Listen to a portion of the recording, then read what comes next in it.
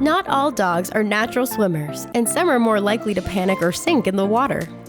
Even experienced swimmers can easily become exhausted and drown in the rough conditions or strong currents of a river, creek, lake, or ocean.